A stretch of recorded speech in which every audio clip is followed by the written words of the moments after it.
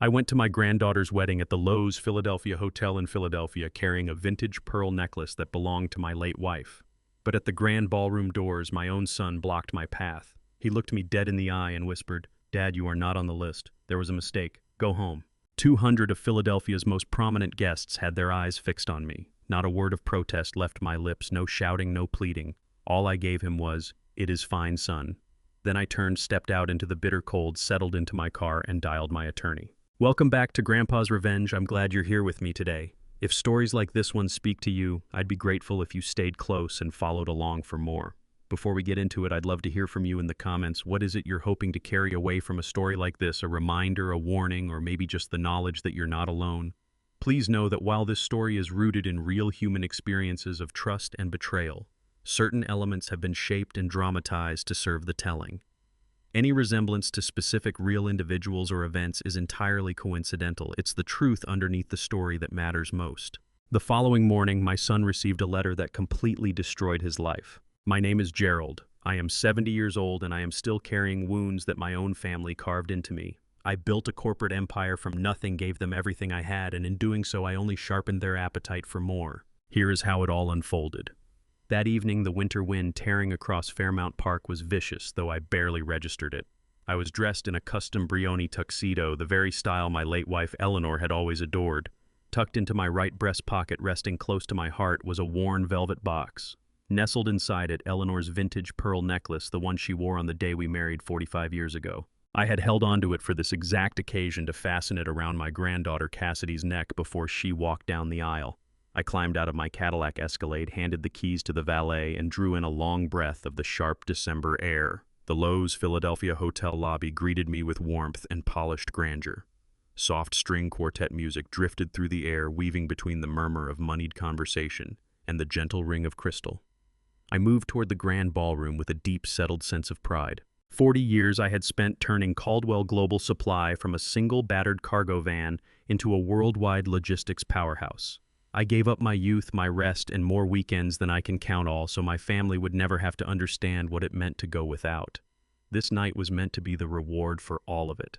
I was going to watch my granddaughter take her vows at a celebration I had personally bankrolled. As I neared the carved mahogany ballroom doors, the rich fragrance of imported white orchids hung thickly in the corridor. I smiled. I recognized those flowers. Then I saw him. My son Preston was stationed right at the entrance, looking polished in a tailored dinner jacket. For just a moment, my chest filled with warmth. I assumed he was there to receive me, to take my arm and walk me to the family table inside. I raised my hand in greeting, but as I drew closer, the smile faded from my face. Preston's posture was stiff. His jaw was locked tight, his eyes flicking anxiously toward the crowd beyond him, and there was not a trace of welcome in his expression. He moved squarely into my path, planting himself in front of the double doors. "Dad," he whispered, voice low and strained. "What are you doing here?" The question knocked me sideways. "What do you mean, what am I doing here, Preston? I am here for Cassidy's wedding." I pressed my hand to my pocket. "I brought your mother's pearls for her." Preston swallowed. He glanced back over his shoulder, then turned to face me again, his features settling into a cold, unreadable mask. "Dad, you are not on the list." I stood there trying to make sense of it. I thought it had to be some clumsy attempt at a joke. "Not on the list. Preston, I am the grandfather of the bride." "There was a mix-up with the seating," he said, holding my gaze without flinching. "The venue is at strict capacity. The fire marshal doesn't leave room for exceptions. There is literally no place for you in there. Go home, Dad. Go home before you make a scene and ruin Cassidy's night." My blood turned cold. The sheer grotesque logic of his words hung in the air like a physical blow. A mix-up. Strict capacity. 6 months ago, Preston had shown up at my door with his hand out. He told me Cassidy needed seed money for a new business venture and a proper budget for the wedding. Without hesitation, I had $1.2 million wired from my bank directly into his personal account. Every element of this lavish event, the champagne, the imported orchids lining the halls, the orchestra playing in the background, I had paid for every bit of it.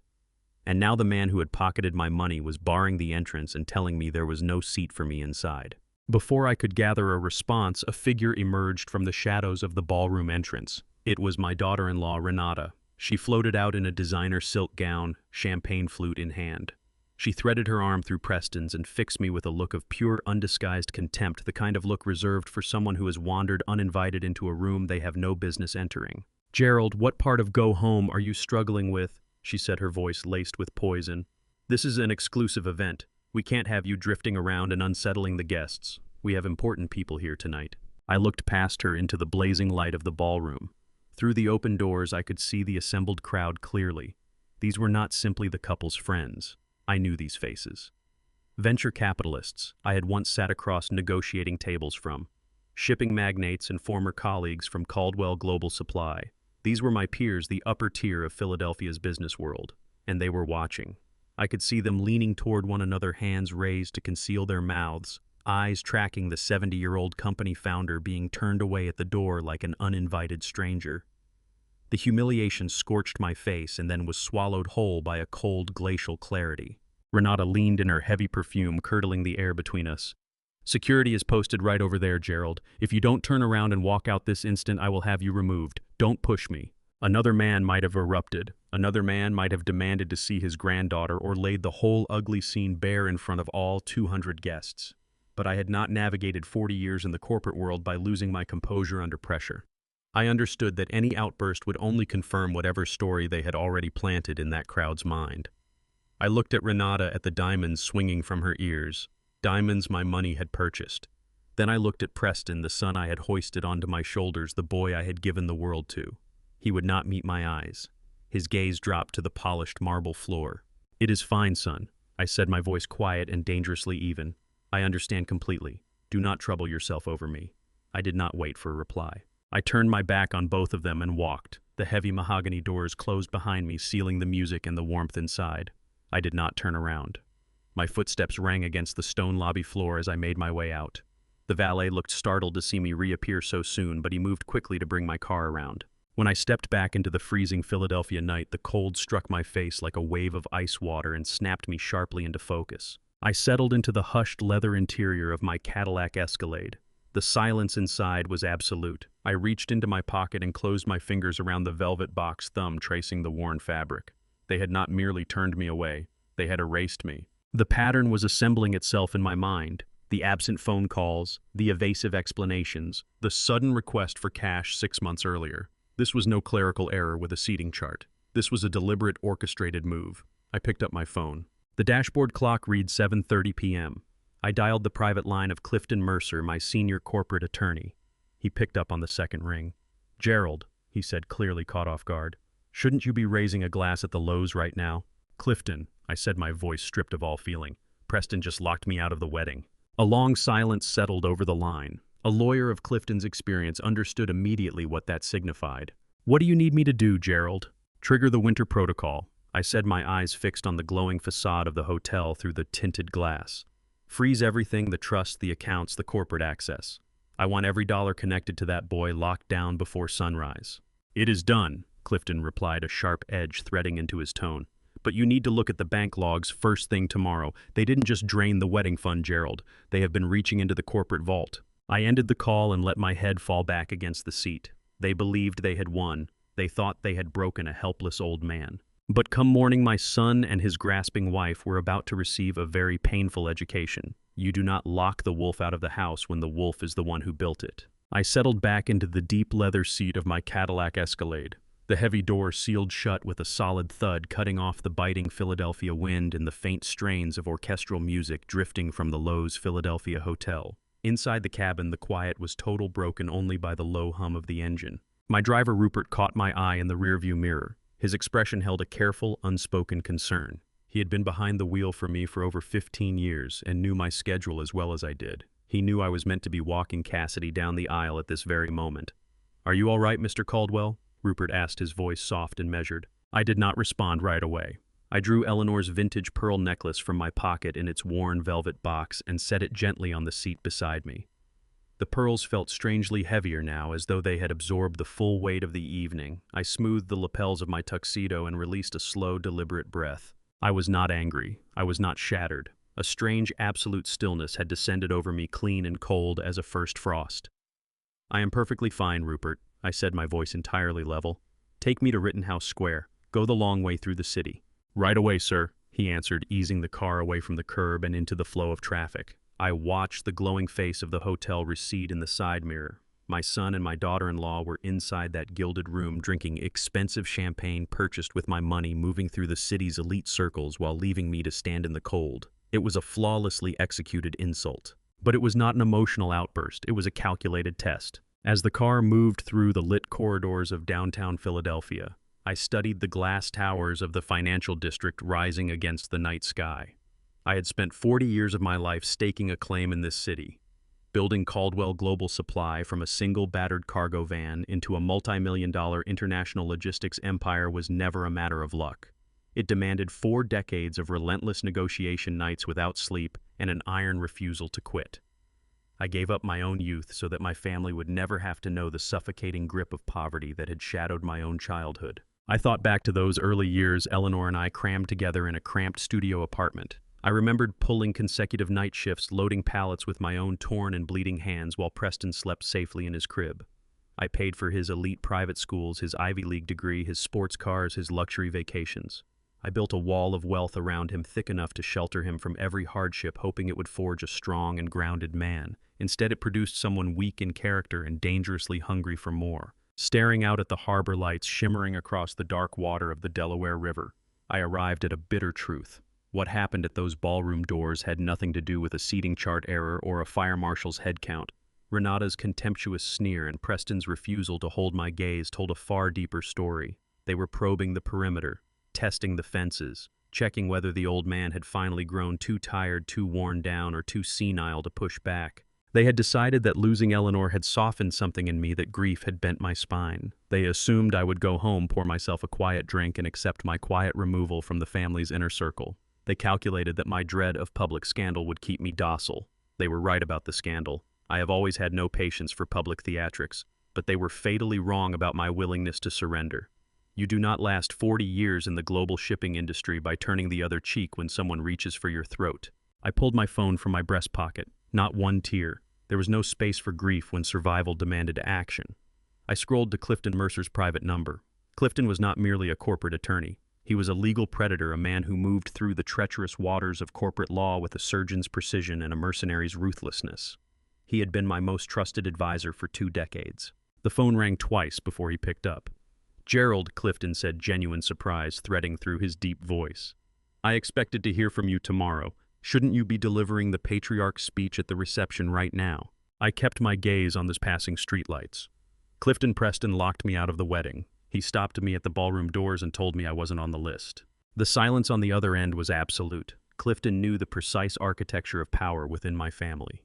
He was fully aware of the substantial sums I had poured into supporting Preston's lifestyle and Cassidy's supposed business ventures. He understood at once what this act signified. "I see," Clifton said, finally his tone moving from easy conversation to cold professional focus. "What are your instructions, Gerald?" "Trigger the Winter Protocol," I said. "Freeze everything." The Winter Protocol was a contingency we had drawn up years earlier in response to a particularly savage, hostile takeover attempt by a rival firm. It was engineered to sever all financial arteries without delay. Executing it meant locking every trust account, every shared corporate credit line, and every piece of collateral tied to the Caldwell estate, shutting off the lifeblood of Preston's comfortable existence in a matter of seconds. "I want the trust frozen." I continued, my voice low and steady in the quiet car. "I want the shared company cards deactivated.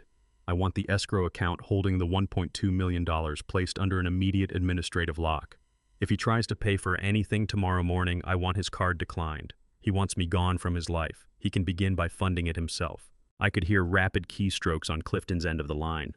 Even on a Saturday night, he was seated at his home office desk ready to mobilize. "Consider it done, Gerald. I am submitting the electronic freeze request to the primary financial institutions right now. The blackout will be fully effective before midnight." But he didn't hang up. I heard him draw a slow, weighted breath. "Gerald," he said, his voice dropping in a register. "While I have the banking portal open, I'm looking at the transaction logs for the primary corporate holding accounts." A pause. "You need to come to my office first thing tomorrow morning. You need to see these bank logs with your own eyes. They didn't just spend the wedding money, Gerald. They have been reaching deep into the main corporate vault. We have to move before sunrise." I ended the call and directed Rupert to bring me home to Rittenhouse Square. The wrought iron gates swung open without a sound, ushering me into a house that felt far too large and too silent. I stepped out, thanked Rupert for his steadiness, and passed through the heavy oak front doors. The house was dark save for the pale wash of moonlight through the tall windows. I didn't reach for the lights. I walked the length of the hallway and went directly into my home office. The familiar smell of aged leather and mahogany usually steadied me. Tonight it offered nothing. I began to pace the length of the Turkish kilim rug, the rhythm of my footsteps absorbed by walls hung with decades of corporate commendations and framed newspaper clippings. My mind worked furiously trying to unpick the web of deception that had just ensnared me. How had a man who spent 40 years anticipating the ruthless moves of global competitors failed to see a betrayal taking root in his own house? The answer was painful and plain. I had set down my armor around my own blood. I had permitted myself to be a father rather than a chief executive. It had begun precisely 6 months ago, right here in this room. The memory surfaced with agonizing sharpness. I was at my desk working through quarterly projections when the doors burst open. Preston came in fast, his face flushed and his tie loose, a man who looked like he was standing at the edge of total collapse. He dropped into the chair across from me, breathing hard, and placed a thick stack of manila folders on the desk between us. He told me he had received an early warning from a contact inside the Internal Revenue Service. According to Preston, the agency was preparing to launch a sweeping, comprehensive audit of our family trust. He spun a frightening story claiming they had my personal retirement funds in their sights and were prepared to freeze the entire estate while the investigation ground on for years. He claimed the scrutiny had been triggered by an aggressive new tax regulation and that our standard corporate protections were temporarily exposed. He looked straight at me, hands visibly trembling, and delivered his carefully constructed lie. "Dad, they are targeting your retirement funds," he had pleaded, his voice fracturing with rehearsed desperation. "We need to sign a temporary power of attorney right now. We have to move $1.2 million into a secure escrow account under my name. It is the only way to protect your liquid assets and secure her entire future until the audit ends." Looking back now, the seasoned executive in me should have spotted the gaping holes in that story. I should have contacted my own accountants. I should have demanded to see the official federal notices. I should have called Clifton Mercer without hesitation. But Preston did not walk through the door seeking the founder of Caldwell Global Supply. He came looking for his father. He came to a man who was still submerged in the quiet, persistent grief of losing his wife. Eleanor had been the emotional bedrock of our family, the force that held everything in alignment. Without her, I was clinging to whatever remained of us. When your son comes to you in terror, begging for help to protect his daughter's future, the hard-edged executive steps back, and the protective father takes over. I signed the documents because every instinct I had told me to shield my boy from danger. I wanted to absorb his fear. I wanted to solve the problem the way I had solved every problem in his life since he was small.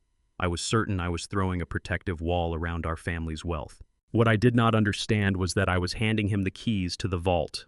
I authorized the transfer of $1.2 million, believing it was bound for safe ground. I stopped pacing.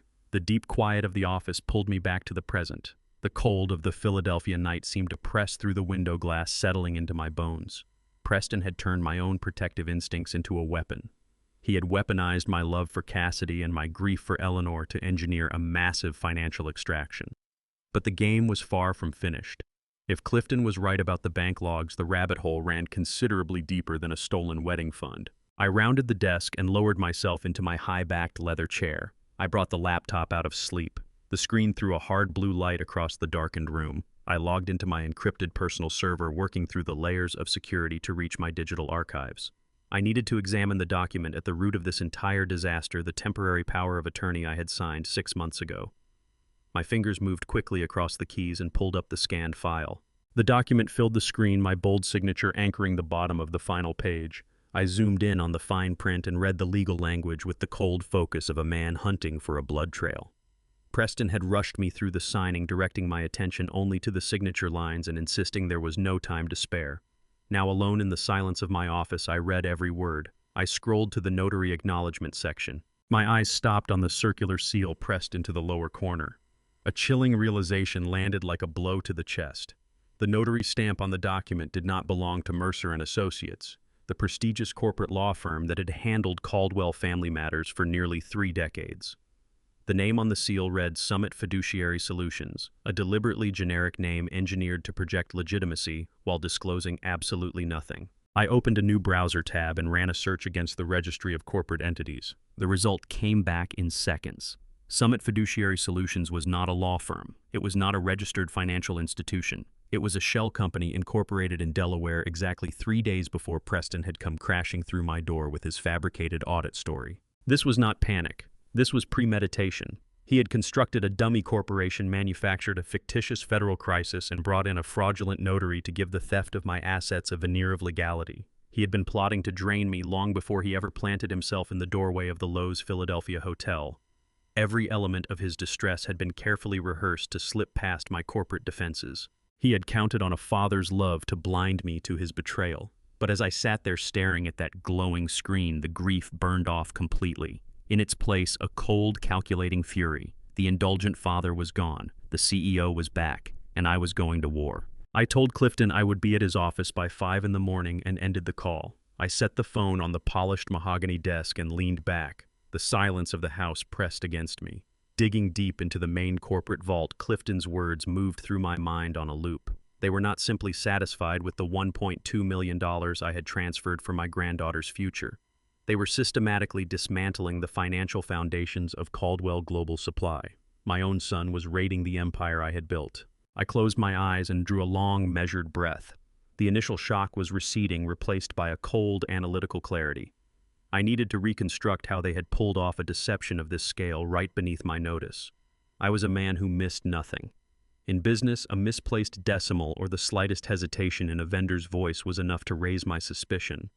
Yet I had completely failed to detect a multi-million-dollar theft carried out by my own blood. How had they kept me so blind? I opened my eyes and settled my gaze on the framed photograph of Eleanor on the corner of my desk. Her warm, steady smile looked back at me. There was the answer. They had used her. They had turned my grief and my age into the walls of a perfect psychological cage. The emotional manipulation was far more insidious than the financial theft. They knew I would never scrutinize anything framed as protection for the family. The second major lie snapped into place with nauseating clarity. I cast my mind back to a Tuesday afternoon exactly 3 months earlier. The wedding should have been drawing close, but the house was strangely quiet. No updates on catering selections, no venue deposits, no guest list discussions. For a man who had spent his career managing intricate global supply chains, the absence of logistical activity set off alarm bells. I had called Preston that morning and asked him to arrange a meeting with the wedding planner. I wanted to review the arrangements and make certain Cassidy was receiving the very best.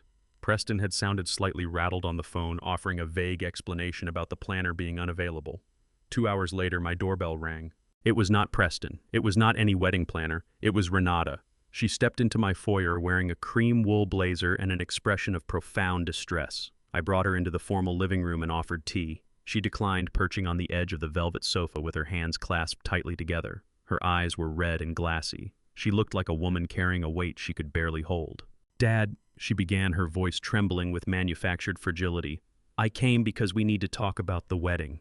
Cassidy is just so incredibly overwhelmed right now. She is crying every single night and we do not know what to do." I leaned forward immediately, every protective instinct firing. I asked what was wrong, assuming some vendor issue or problem within the bridal party. Renata let out an unsteady breath and produced a single precise tear that traced slowly down her cheek. It was a masterful performance. "She does not want a massive spectacle," Renata said, touching her eye. "She is terrified of the stress. All these expectations and grand plans are making her incredibly anxious. She broke down crying last night. She told us she only wants a tiny 20-person backyard dinner with immediate family and close friends. Nothing formal, nothing exhausting." I sat back, caught off guard by the sudden reversal. I told Renata that I had already committed significant funds to give Cassidy the celebration she deserved, that we could bring in more staff to carry the burden so Cassidy would not have to manage a thing. But Renata shook her head, reaching out to lay her hand over mine. "It is not just about Cassidy," she whispered, her voice falling to a soft, carefully calibrated pitch. "Dad, we are so incredibly worried about you. You have been so tired lately. Losing Eleanor took such a tremendous toll on your heart and your stamina. A grand society wedding with hundreds of guests would drain you completely. We cannot bear the thought of putting your health at risk just to host a party. Cassidy wants it small because she wants you comfortable and safe. We just want to protect you." I sat in my dark office that night, turning those poisoned words over in my mind. They had wrapped their betrayal in a blanket of counterfeit devotion. They used the devastating loss of my wife to convince me I was a fragile, diminished old man who needed to be sheltered from the world. They preyed on my deepest vulnerabilities. Since Eleanor had passed, a lingering heaviness had settled over me, making everything feel harder to carry. Renata had taken that natural grief and shaped it into a narrative of physical and mental collapse. She made me believe my own granddaughter was scaling back her dreams purely out of worry for my deteriorating health.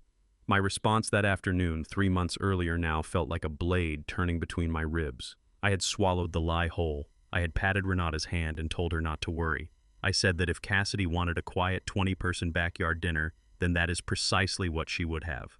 I promised to step back entirely, to stop inquiring about the planning and leave them to arrange the modest gathering without any pressure from the family patriarch. I handed them total unconditional space. I gave them the darkness they needed to operate beyond my sight. I wrote the check and walked away believing I was being a thoughtful, considerate father. The psychological warfare was brilliant. By persuading me that I was too old and too emotionally worn to remain involved, they effectively neutralized my oversight. I stopped asking questions. I stopped requesting receipts. I stopped reaching out to vendors. I sat alone in my quiet house, mourning Eleanor and bracing myself for a modest backyard gathering. All the while, they were spending my money to stage an extravagant high society gala. They exploited my isolation to plunder the family wealth, smiling warmly in my direction and insisting they were looking after my fragile heart. The fury moving through me now was different in character from the first shock at the hotel doors. This was a deep, sustained rage, the righteous anger of a man who discovers that his compassion has been mocked and his legacy looted by the very people he trusted most. I rose from my desk and crossed to the tall windows overlooking the moonlit cobblestone streets of Rittenhouse Square. The pieces of their elaborate facade were crumbling one by one. The timeline was undeniably clear. They secured the $1.2 million using the pretense of a federal audit emergency.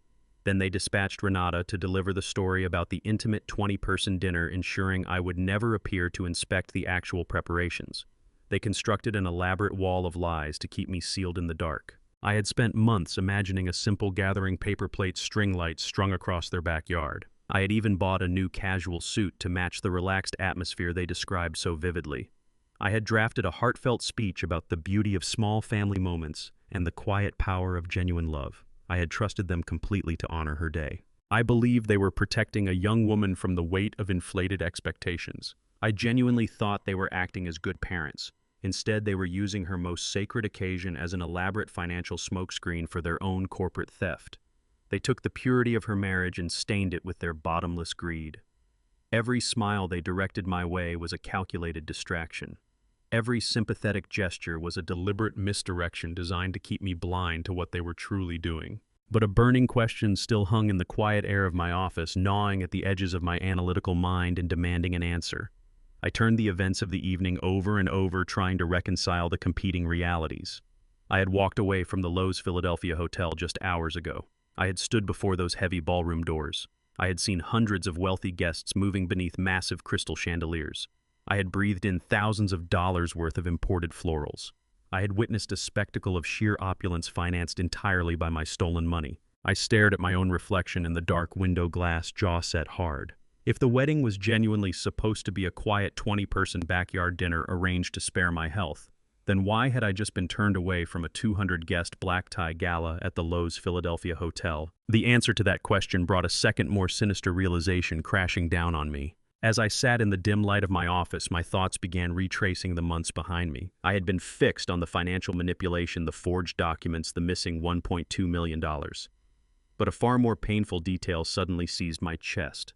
When had I last spoken directly to my granddaughter? I searched through recent memory hunting for the sound of Cassidy's voice. What I found turned my stomach. It had been nearly 3 full months since we had a direct conversation. Every attempt I made to reach her had been cleanly intercepted. Whenever I called Cassidy, the phone rang out before rolling to voicemail. Within minutes, my phone would buzz with a return call from Renata, who always arrived armed with a perfectly reasonable explanation. "Dad, Cassidy is so sorry she missed your call," Renata would say, her voice warm with manufactured tenderness. "She is in Europe for a startup retreat. The time difference is brutal, and she is in back-to-back meetings." A few weeks later, when I tried again, Renata answered Cassidy's phone directly. "Gerald, I am just holding her phone for the week," she explained. "Cassidy is doing a complete digital detox. The wedding planning was causing her severe anxiety, so her therapist recommended she step away from screens entirely. We are just trying to keep her stress levels manageable." I accepted every one of those explanations without a moment's hesitation. I respected the boundaries they drew around her because I believed they were genuinely protecting her well-being. I wanted her to build her business without the looming shadow of her grandfather pressing in on her. I thought I was giving her the room to flourish. Instead, I had allowed them to construct an impenetrable barrier around me. They engineered a total communication blackout.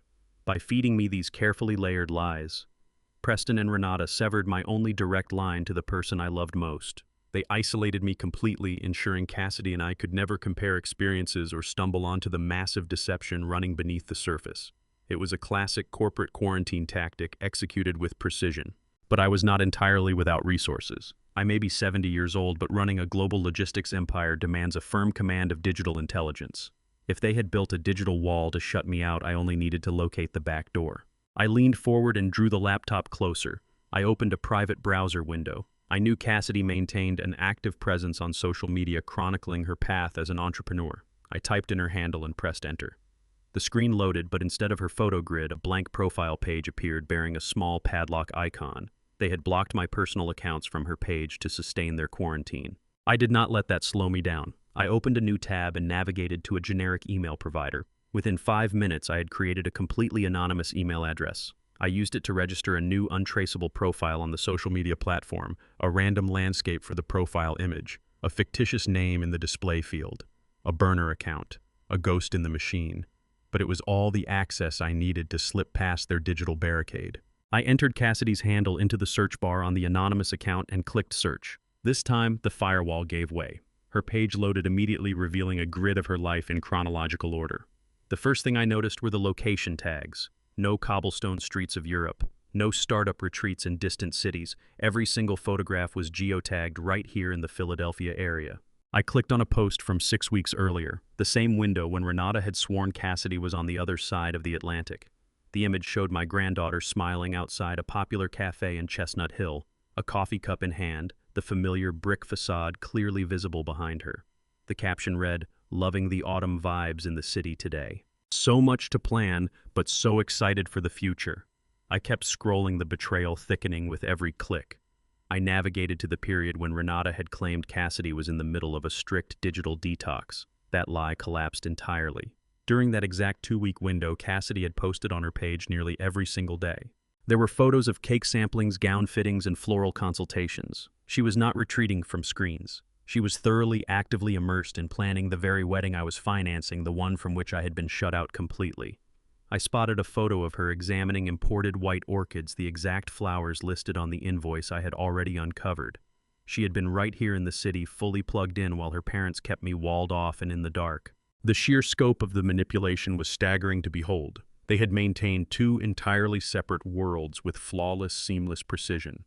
To Cassidy, they had presented the image of a thriving, well-organized wedding in full swing. To me, they had painted the portrait of a fragile, overwhelmed girl who required total seclusion. They planted themselves squarely in the middle, masterfully controlling every channel of information, holding the money close and making certain the 2 sides never crossed paths. As I scrolled toward the present, hunting desperately for any mention of the wedding itself, the anger inside me began curdling into something colder, a creeping bone-deep dread. I reached the most recent posts from the last 48 hours. There were elegant shots from the rehearsal dinner, images of beaming bridesmaids, and a short video of Preston raising a glass in a toast.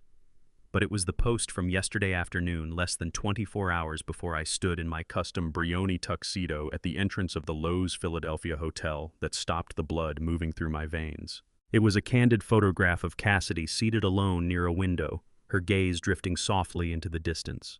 The caption beneath it read, "So incredibly sad that Grandpa is too sick to make it to my big day tomorrow. He is fighting so hard and I am praying for his recovery every minute. I love you, Grandpa. I know you will be there in spirit, sick, praying for his recovery, fighting so hard." Those words seared themselves into my eyes. I am 70 years old, but I am in peak physical condition. I swim 50 laps every morning without fail. I oversee a global corporate portfolio with absolute precision. I am not sick. I am not fighting for my recovery.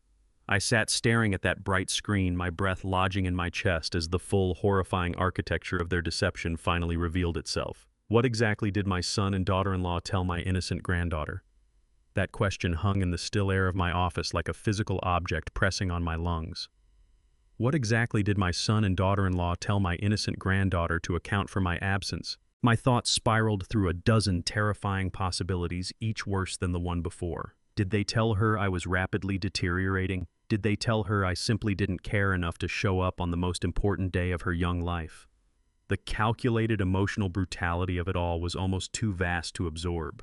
I could picture Cassidy and her white dress eyes drifting toward the heavy wooden ballroom doors waiting for a grandfather who would never walk through them. But I could not sit there and drown in my own grief.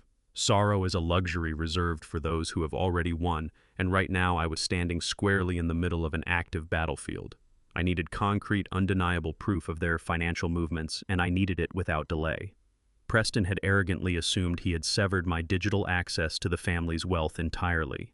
He believed he had effectively locked me out of the modern banking portals, the polished new financial applications, and the shared trust dashboards we had built together over the previous decade.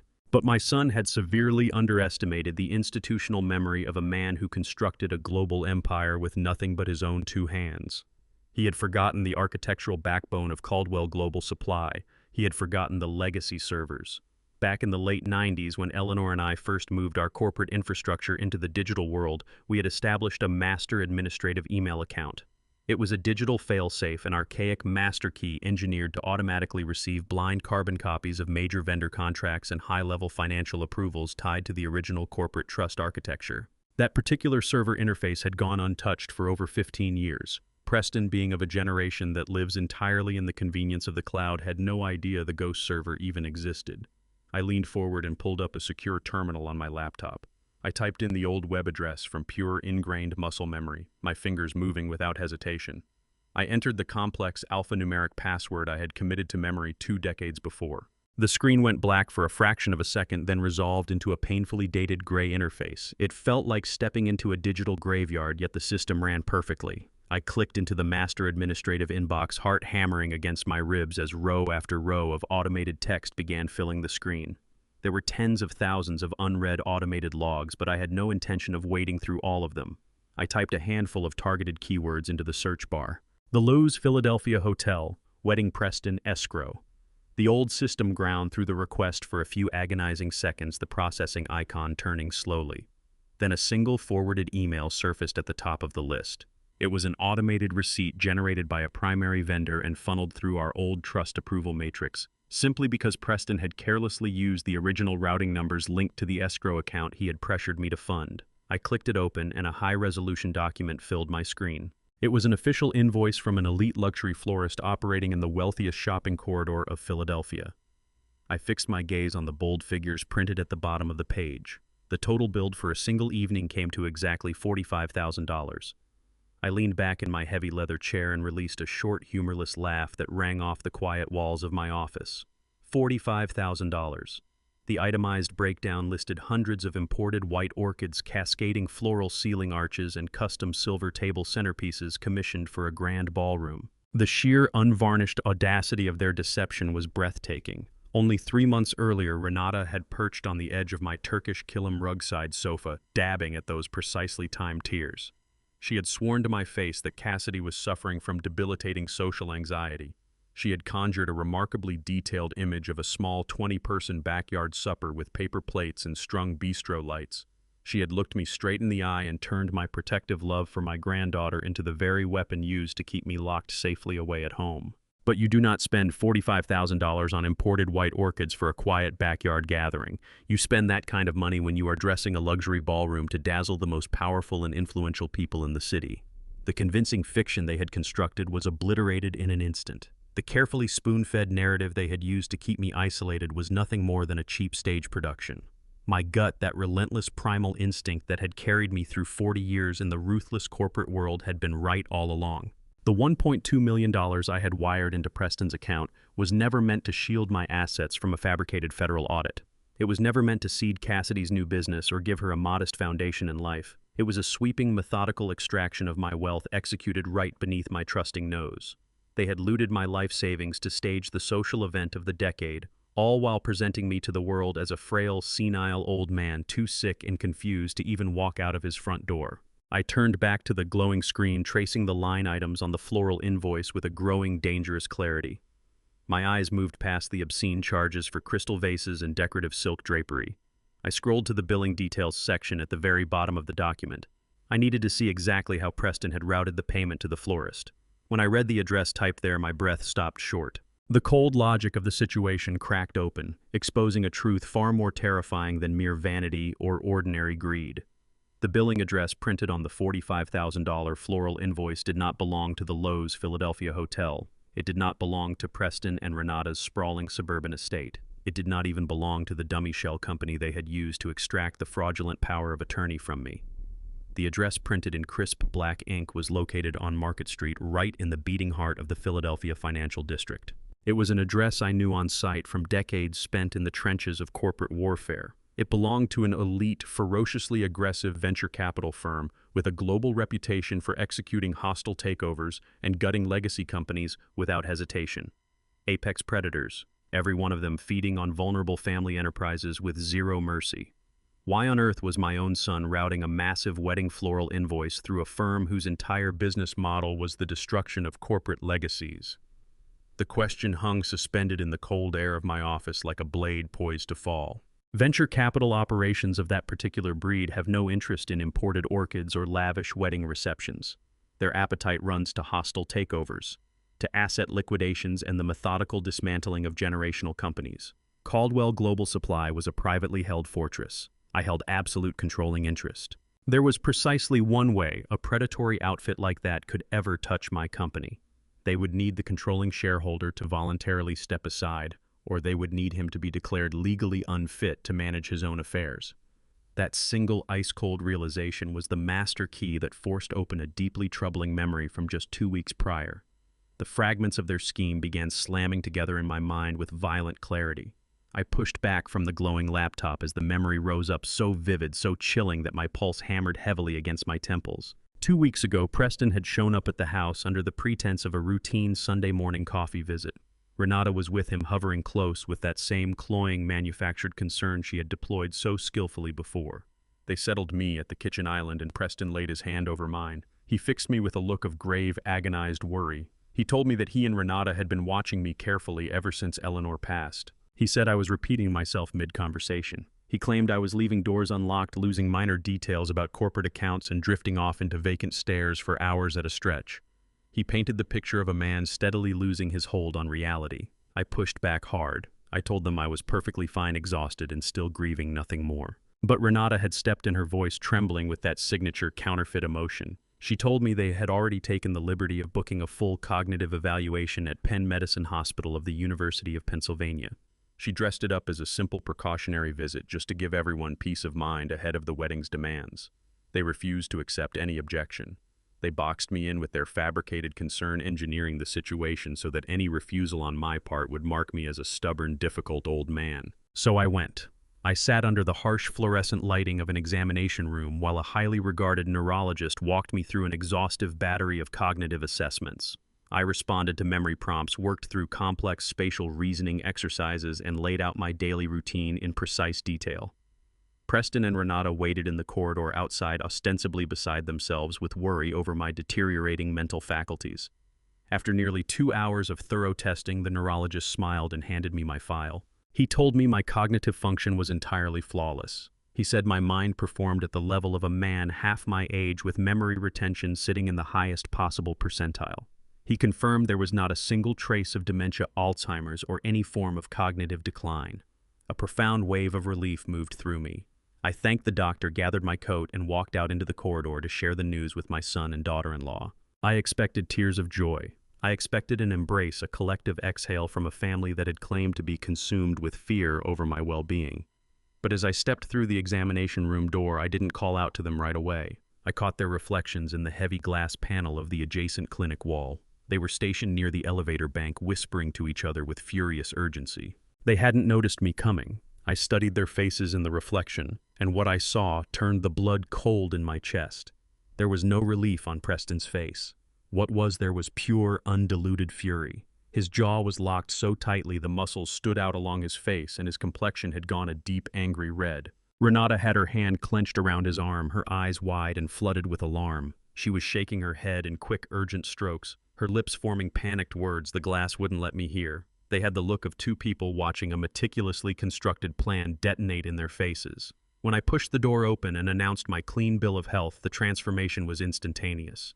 The fury evaporated, replaced by taut, unconvincing smiles and hollow words of congratulation. At the time, I had written off their strange reaction as the residual stress of a difficult hospital visit. I told myself they were simply wrung out from the emotional strain of the experience. But sitting here now, armed with what I knew about the Shell Corporation, the stolen wedding funds, and the involvement of a predatory venture capital firm, the truth was impossible to misread. Why would a son be furious that his 70-year-old father does not have dementia? Why would a daughter-in-law panic at the news of my perfect cognitive health? Because they needed me to be sick. They desperately needed that doctor to stamp me as mentally unfit. Had I failed that cognitive exam, Preston would have wielded the fraudulent power of attorney he had tricked me into signing to seize immediate total control of Caldwell Global Supply. He would have used a medical diagnosis to go around the board of directors entirely and deliver the keys of my empire straight to the venture capital firm on Market Street. The $1.2 million was simply the down payment on their corporate treason. The fabricated backyard dinner story was engineered to keep me isolated while they finalized the hostile takeover behind closed doors. They were working to erase me medically and legally. My hands were trembling not from fear but from a towering righteous fury. I turned my focus back to the laptop. If they were willing to go that far to manufacture a diagnosis, they would not have abandoned the effort after a single failed hospital visit. They would have searched for another angle, another vulnerability to exploit somewhere in my medical history. I opened a new browser tab and pulled up the secure patient portal for my primary healthcare provider. I entered my credentials, cleared the two-factor authentication on my phone, and brought up my private medical dashboard. The portal held decades of records, including the intensive grief counseling I had entered immediately after Eleanor died. Those sessions were strictly confidential, documenting my most exposed moments of grief and depression. I moved away from the main health summary and clicked on the security and access log at the bottom of the screen. The system returned a full chronological list of every instance in which my records had been accessed, requested, or viewed. I scrolled past my own recent login and the authorized stamps from my primary care physician. Then my gaze snagged on a cluster of unauthorized activity recorded 3 days ago. 3 distinct aggressive attempts had been made to breach the security firewall and download my complete psychiatric evaluation files. The system had blocked every attempt and logged the origin of each intrusion. I highlighted the numeric IP address recorded beside the failed entries and ran it through a basic network tracing tool. The physical location tied to that address appeared on the screen in bright red text. It did not originate from a hospital. It did not originate from an insurance carrier. It originated from the residential network hub, registered directly to Preston and Renata's sprawling suburban home. The digital trail staring back at me from the monitor was the final absolute confirmation I required. My own son and daughter-in-law had not only plundered my finances, they were actively working to strip away my autonomy. They were building a fabricated paper trail piece by piece designed to rob me of my rights and my freedom. I sat in the stillness of my office as the darkness outside began softening toward morning. I felt no tiredness whatsoever. My adrenaline burned clean and cold at calculated fuel. Decades ago, when a rival tried to bankrupt my company, I did not answer with rage. I let him believe he was winning while I quietly purchased his entire supply chain out from beneath him. I needed that same strategy now. A direct confrontation was out of the question. If they sensed I had uncovered their conspiracy, they would compress their timeline without hesitation. They had already demonstrated they were capable of engineering a crisis from nothing. I needed to hand them a convincing illusion of total victory so their guard would fall away completely. I stepped into the adjoining bathroom and ran cold water over my face. I studied myself in the mirror and rehearsed the bearing of the broken man they so urgently needed me to be. I let my shoulders cave forward. I softened my gaze, allowing a hollow, unfocused expression to settle slowly across my features. Before I show you what I uncovered and what it would demand of me to act on it, I want to ask you something. If you discovered that someone you loved had been quietly working against you the entire time, would you confront them the moment you knew, or would you wait and build your case in silence? Think on that. What comes next changed everything. I cleared my throat, pitching it raspy and weak. I was 70, and although I swam 50 laps every morning without fail, I knew precisely how to counterfeit frailty. I walked back into the office and lifted my phone from the desk. It was past 8 in the morning. Preston and Renata would be stirring through champagne hangovers, luxuriating in the warmth of their stolen victory. I drew one long, steadying breath to quiet my hammering pulse and pressed my son's name on the screen. The phone rang 3 times before it connected. "Hello," Preston answered, his voice thick with sleep and faintly guarded. He was bracing for an enraged confrontation about the doors at the Lowe's Philadelphia hotel. I did not give him the chance to play defense. I exhaled a long, trembling sigh and drained every trace of authority from my voice, leaving it small and disoriented. "Son," I whispered, threading a note of desperate bewilderment into my tone. "Son, is that you? I am confused. Did the wedding happen already? I think I sat down after dinner last night and just drifted off. Did I miss Cassidy's big day?" A sharp, stunned silence opened on the other end of the line. I could almost hear him recalibrating. He had been steeling himself for a furious corporate titan demanding explanations from hotel security. What he got instead was a pathetic, confused old man who couldn't even recall leaving the house. I pressed my eyes shut and forced my voice to break apart. "I am so sorry, Preston," I went on, sounding utterly crushed and defeated. I had laid out my suit, but I was just so exhausted. "My head has felt so foggy these past few days. Please tell me I did not ruin the small backyard dinner." When Preston finally responded, every trace of defensive tension had drained out of his voice, replaced instantly by a thick, syrupy condescension. "Oh, Dad," he sighed the way a parent addresses a confused toddler. "It is completely fine. We were wondering where you had gotten to, but Renata said you were probably worn down from all the grief. You have been so confused lately." I clenched the edge of my desk hard enough that my knuckles went pale, but I held my voice in perfect, pitiful form. "Was it beautiful?" I asked in a thin, feeble murmur. "Did she have a quiet time in the backyard?" "It was perfect, Dad," Preston replied the lie, sliding effortlessly from between his teeth. "Just 20 people, very simple, very quiet. Cassidy wore a cotton dress and we had a family barbecue. She missed you, of course, but she understood. We all know you are not yourself these days. You need to rest. You need to stop burdening yourself with anything complicated or stressful." I wanted to explode. I wanted to confront him with the $45,000 floral invoice and the 200 guests swirling beneath crystal chandeliers while I had sat alone in the dark. I wanted to tear the phone in two, but I played the senile fool exactly as they needed me to. "I am just so tired, son," I murmured, letting my voice dissolve into a fragile, fading whisper. "I do not know what is happening to my old memory. I feel as though I am losing my mind. Thank you for understanding. Thank you for handling everything for me. Do not worry about a single thing," Dad, Preston said, his tone swelling with arrogant self-satisfaction. "Renata and I have everything completely under control. You just stay home and rest. We will stop by in a few days to sort out your new schedule. Just relax." I thanked him repeatedly, piling on apologies for my failing memory before saying goodbye. I waited for the clean electronic click of the call ending, but it never came. Preston, in his hungover haze, had pulled the phone from his ear without pressing the button to disconnect properly. The line stayed open. I stood absolutely still in my home office, barely drawing breath. Through the tiny speaker drifted the ambient sounds of his master bedroom, the rustle of expensive silk sheets, the soft thud of a cell phone dropped onto a wooden nightstand. Then I heard Renata's voice, muffled but perfectly audible. "Was that him?" she asked, her tone crisp and alert. "Was he furious about the security guards last night?" I pressed the phone hard against my ear. Preston let out a loud, cruel laugh that sent a wave of cold physical revulsion straight down my spine. Furious, Preston scoffed, his voice soaked in contemptuous triumph. "He does not even remember going to the hotel. He thinks he nodded off in his reading chair and missed a simple backyard barbecue. I told you the isolation would wear him down. He was practically crying, apologizing for his bad memory. I is completely lost." A brief, agonizing pause followed, and then Renata released a long, deeply satisfied sigh. "It is perfect," she said, her voice smooth and unhurried. "I was so worried we would have to fight him on the transfer of corporate power, but this makes everything so much simpler. The old man's mind is finally softening exactly the way we needed it to." I shut my eyes and absorbed the full toxic weight of their casual morning exchange. They were toasting my supposed mental collapse, celebrating the fiction that I was a shattered, defenseless creature who could no longer protect himself or safeguard his legacy. "Call the clinic," Preston instructed, his voice suddenly dropping into cold, businesslike efficiency. "Tell them we are moving the timeline up immediately. There is no reason to wait until the end of the month. He is totally compliant. Tell them we are coming in to execute the permanent guardianship papers, and then we move him permanently on Tuesday." The line went dead. I slowly lowered the phone from my ear and set it flat on the mahogany desk. I sat without moving in the silence for a long time. The full magnitude of their betrayal settled deep into my bones. "We move him on Tuesday."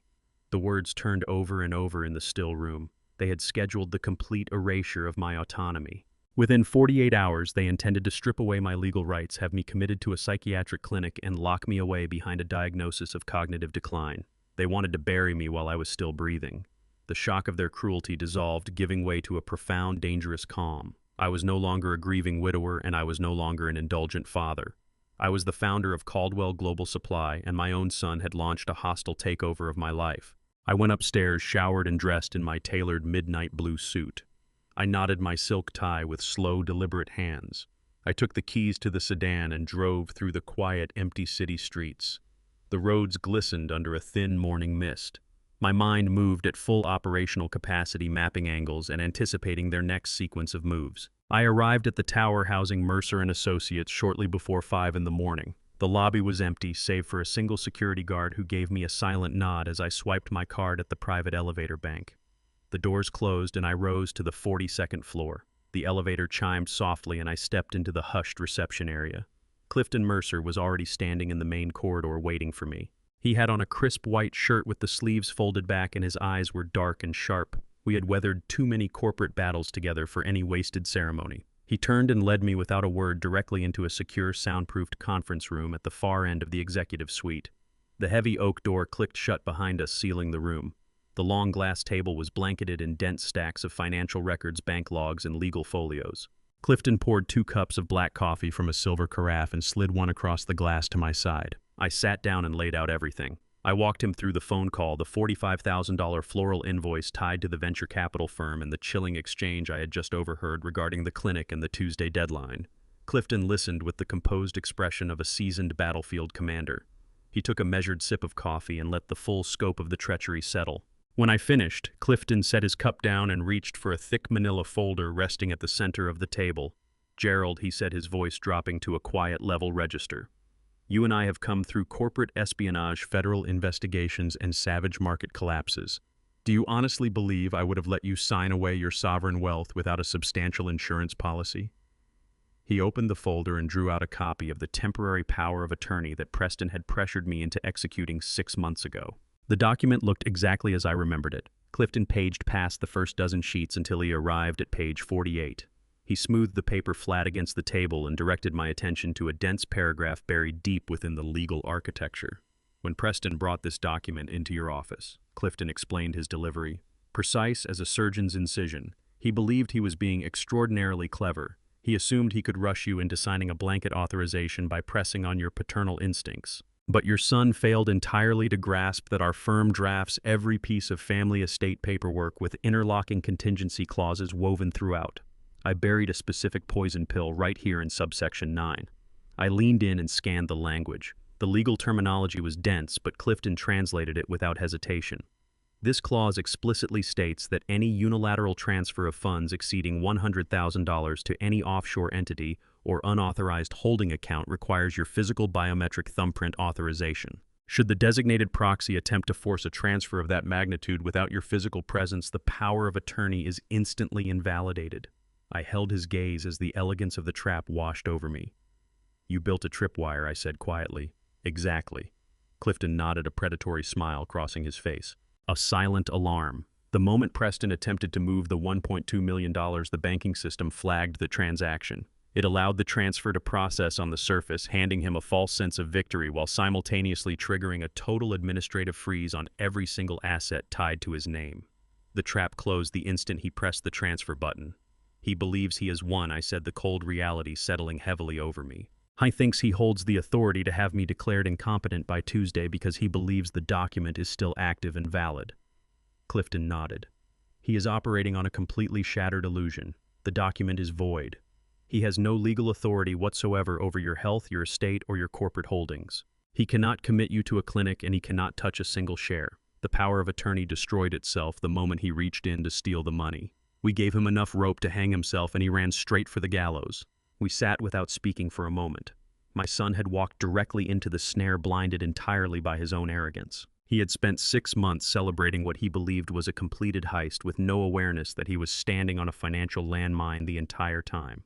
The corporate machinery I had spent 4 decades constructing was shielding me even as my own blood worked to dismantle me. But one final piece of the puzzle remained. The poison pill had neutralized Preston's legal authority, yet the funds had still moved on the surface. The money had shifted before the freeze fully locked the accounts. The floral invoice confirmed Preston was actively bleeding the trust, but the connection to the venture capital firm pointed towards something far darker and more elaborate. If the money wasn't flowing to the wedding and wasn't sitting in Cassidy's business account, where exactly had my son rerouted my life savings? I looked across the table at Clifton. "The trap worked," I said, holding my voice level. But where did the money actually go? Clifton's expression shifted. The predatory smile disappeared, replaced by something grave and measured. He reached down to the leather briefcase beside his chair and drew out a sleek black dossier. He set it carefully on the glass surface, his hand resting flat on the cover. "We spent the entire night chasing the digital routing numbers," Clifton said, his voice barely above a murmur. "Preston did not simply wire that money to himself, Gerald. He did not use it to settle personal debts, and he most certainly did not secure it for your granddaughter." He pushed the black dossier slowly across the polished glass until it came to rest directly in front of me. Gerald Clifton set his eyes fixing on mine with absolute gravity. "Look at where he sent the $1.2 million." I opened the heavy black cover. The first page displayed a complex flowchart mapping a labyrinth of international wire transfers. Clifton reached over and tapped a specific red box positioned at the far end of the digital trail. The $1.2 million had not dissolved into the domestic banking system. It had bounced through 3 separate proxy accounts in Delaware and Nevada before crossing the ocean entirely. It came to rest in a secure, untraceable offshore account in the Cayman Islands. The holding company registered to that account bore the name Harborview Capital Holdings. The name meant nothing to me on first reading, but Clifton turned to the next page, which displayed the corporate registration documents his elite private investigators had obtained. The managing director of Harborview Capital Holdings was listed as Renata Ashford. Ashford was Renata's maiden name. My son had circumvented the traditional safeguards of our family trust entirely by using his wife's premarital identity to construct an offshore shell company. They had engineered the entire panic of a fabricated federal audit specifically to funnel my life savings into an account sitting completely outside the reach of United States tax authorities. I stared at the offshore banking records as a cold fury settled across my mind like a frost. But the money was only the beginning of what they had done. I turned the page and found a detailed guest list from the event at the Loews Philadelphia Hotel the previous night. I looked at Clifton, demanding an explanation for the sheer volume of wealthy strangers I had glimpsed through the glass doors. Clifton leaned back in his chair, his expression somber. "Gerald," he said, his voice measured and steady, "that gathering at the hotel was not a wedding reception. Cassidy and her husband had a brief 15-minute ceremony out in the courtyard, but what filled the grand ballroom was something else entirely. It was a corporate networking gala. Preston had used the $45,000 in imported white orchids and the hundreds of thousands in catering to stage an opulent evening for the most predatory venture capitalists in the Northeast. He used his granddaughter's wedding as a glittering, spectacular smokescreen to court the very people positioning themselves to dismantle Caldwell Global Supply." I looked down at the list. Every name on it belonged to a ruthless corporate liquidator, a hostile takeover specialist, or a partner at the Market Street venture capital firm. Preston had charged the entire evening to corporate accounts using my money to host a lavish banquet for the people preparing to destroy everything I had built. He had made certain I stayed home isolated by my grief and expecting a small backyard supper so that I would never witness him shaking hands with the enemy. He had paraded his daughter in her white dress to project an image of perfect family stability, persuading the investors that the Caldwell empire was ripe for the taking and that he was the man firmly in command. The weight of the betrayal made the air inside the soundproofed conference room feel extraordinarily thin. I drew a slow breath and forced my lungs to open. "Why are they courting liquidators?" I asked, my voice dropping to a quiet, dangerous register. "If Preston wants the company, why is he inviting the very people who will tear it to pieces and sell it off for scraps?" Clifton slid another heavily redacted document across the glass table. "Because he does not want to run your company, Gerald. He never wanted to manage shipping containers, oversee international logistics, or sit across from port authorities. He wants only the cash. This is a preliminary letter of intent drafted by the Market Street firm. Preston has spent the last 6 months quietly negotiating the complete liquidation of Caldwell Global Supply. He agreed to sell the entire enterprise out from beneath you for exactly $50 million. I fixed my eyes on the figures printed on the crisp white paper. $50 million. It was a fraction of what the company was genuinely worth, a fire sale price engineered to guarantee a swift, uncontested buyout. Preston had understood that even with a fraudulent psychiatric hold in place, the board of directors would eventually expose his incompetence if he actually attempted to run the logistics empire. He knew he could never occupy my position. So rather than trying to lead what I had built, he had decided to erase it entirely. His scheme was to lock the power of attorney in place, have me committed to a secure medical facility by Tuesday, and immediately authorize the hostile sale of my life's work. Once the $50 million cleared into his accounts, he and Renata intended to transfer the entire sum directly into the Cayman Islands Shell Company. Clifton confirmed what I already feared most. They have already purchased one-way first-class tickets, Gerald. The moment the liquidation funds clear, they are boarding a flight to a non-extradition country in South America. Their plan is to live as absolute royalty on a stolen fortune, leaving you locked in a psychiatric ward to decay in isolation and confusion. They intended to strip away my company, my wealth, and my freedom, then evaporate into the southern sun without a trace of remorse or a backward glance. I slowly closed the heavy black cover of the dossier. The full picture was now assembled, every piece in place. My own son was a traitor of the highest conceivable order. He had weaponized my love, exploited the grief that still consumed me after losing Eleanor, and manipulated my innocent granddaughter, all to engineer the perfect crime. He was convinced he had navigated the intricate machinery of corporate law and come out the other side victorious. He believed that by tomorrow he would be holding a $50 million wire confirmation while I was being sedated behind a locked door in a medical facility. I looked across the glass table at Clifton. The seasoned attorney watched me without a word, waiting for my command. The founder of Caldwell Global Supply did not panic. A surge of cold, focused energy moved through me like a current. The grief and the sorrow had burned completely away, consumed by the white-hot urgency of immediate retaliation. When exactly is the final sale scheduled to close? I asked, my voice carrying the full authority of a man mobilizing for total war. Clifton checked the heavy gold watch on his left wrist. The Market Street venture capital firm is opening their doors specifically for this transaction. The final liquidation documents are set to be executed on Monday at exactly 9 in the morning. I rose from the conference table and buttoned my tailored midnight blue jacket. I straightened my silk tie, feeling the familiar steadying weight of command settle back across my shoulders.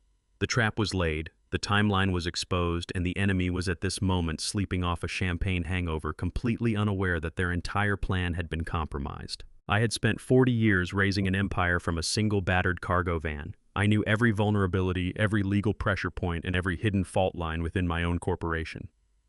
I met Clifton Mercer's eyes directly. I have exactly 24 hours to dismantle his scheme. Let us get to work. Clifton opened his laptop, the hard glow illuminating the sharp planes of his tired face. We did not lose a single second. The clock was counting down toward the Monday morning meeting at the venture capital firm, and we had an enormous volume of complex legal restructuring to execute before dawn broke over the Philadelphia skyline. Preston had convinced himself he had successfully paralyzed my corporate authority, operating on the assumption that the fraudulent power of attorney, combined with my supposed cognitive decline, gave him unchallenged dominion over Caldwell Global Supply. He was working from the arrogant premise that a global logistics company is defined entirely by its warehouses, its shipping fleet, and its physical inventory. But Preston had never taken the trouble to understand the true underlying architecture of what I had actually built. He was a creature of surface impressions, wholly deceived by the illusion of tangible physical assets. The real unassailable value of Caldwell Global Supply did not live in steel shipping containers or the international distribution centers scattered across the globe. The genuine $50 million valuation rested entirely in our proprietary routing algorithms, our highly customized supply chain management software, and a fiercely protected portfolio of international logistics patents. Those digital assets were the invisible nervous system keeping the entire global operation running with flawless, uninterrupted precision. Without that software, the delivery trucks would sit idle at the curb, the automated warehouses would lock up entirely, and the international shipping lanes would collapse into irreversible chaos. Decades earlier, when I first saw the enormous digital revolution bearing down on the global shipping industry, I made a critical and entirely private legal move. I formally separated the intellectual property from the primary corporate structure. I registered every algorithm, every line of proprietary code, and every core patent under a tightly restricted founder designation. Preston had arrogantly promised the predatory liquidators on Market Street the keys to a fully functioning, enormously profitable gold mine. He had confidently offered them a kingdom he did not actually possess. He had no idea whatsoever that I retained the absolute, unchallengeable right to revoke the licensing access to that essential operating software at any moment of my choosing. I was about to convert his $50 million gold mine into an empty, worthless shell. Clifton, I said, keeping my voice entirely flat. Draft the immediate transfer protocols right now. I want every patent, every registered copyright, and all proprietary logistics software completely stripped from the Caldwell Global Supply corporate structure without delay. Where exactly are we moving them? Clifton asked, his fingers already moving across the illuminated keyboard with practiced lethal speed. Into a brand new, fully insulated holding entity, I replied, my eyes fixed on the dark city beyond the glass. Register it immediately in Delaware. Name it Pinnacle Ridge Holdings. place it solely and exclusively in my name with zero external beneficiaries and zero proxy access. No one approaches these digital assets without my physical signature on the authorization. Clifton nodded once eyes locked onto his glowing screen as he began executing the transfer. For the next 5 hours, the secure soundproofed conference room held nothing but the rapid percussion of keyboard keys and the quiet rustle of heavily redacted legal documents. We worked in complete silence, moving with the seamless, wordless efficiency of two men who had fought and won countless brutal corporate battles together across 2 decades. We initiated emergency digital notarizations, formally transferred the international intellectual property licenses, and legally severed the operating software from the main corporate body. We methodically gutted the very core of the company, extracting its beating digital heart and leaving behind nothing but a hollow, functionless physical husk. The entire process was untraceable to anyone operating within the standard corporate framework, a surgical strike executed with absolute precision. By the time the first pale light of morning began bleeding through the tall glass windows of the executive suite, the extraction was entirely complete. Clifton pressed the final execution key, logged securely out of the global registry, and leaned back in his leather chair, pressing his fingers against his exhausted eyes. "It is officially done, Gerald," he said, releasing a long, slow breath that settled into the quiet of the room. "Pinnacle Ridge Holdings is now live, fully registered, and completely impenetrable. Every piece of proprietary routing software and every logistics patent is locked securely under your exclusive legal control. Caldwell Global Supply has been formally stripped of its intellectual property. If Preston attempts to finalize the corporate sale Monday morning, he will be selling an empty casing.